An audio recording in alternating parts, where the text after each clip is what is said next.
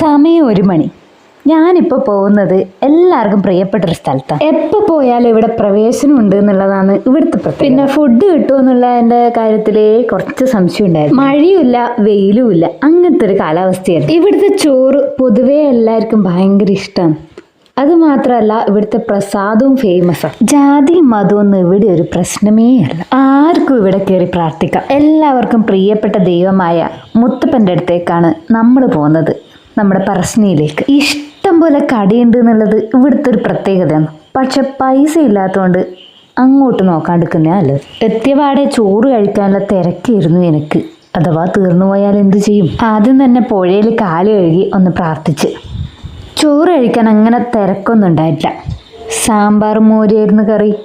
പിന്നെ നമ്മൾ അവിടുന്ന് കുറേ സമയം അവിടെയൊക്കെ ചുറ്റിക്കറങ്ങി, പിന്നെ അവിടുന്ന് ഫോട്ടോ ഒക്കെ എടുത്ത് എന്നിട്ടാണ് ഇങ്ങോട്ട് വന്നിട്ട്. അവിടെ ബോട്ട് സർവീസൊക്കെ ഉണ്ട്, അതുകൊണ്ട് തന്നെ ഒരുപാട് ആൾക്കാരുണ്ട് ഇങ്ങനെ കയറാനൊക്കെ. മുത്തപ്പന് ഏറ്റവും പ്രിയപ്പെട്ടവരായ നായ്ക്കൾ അവിടെ ഉണ്ട്. ഇവിടുത്തെ പ്രത്യേകത എന്ന് വെച്ചാൽ നമുക്ക് എത്ര സമയം നിന്നാലും മടുക്കൂല എന്നുള്ളതാണ്.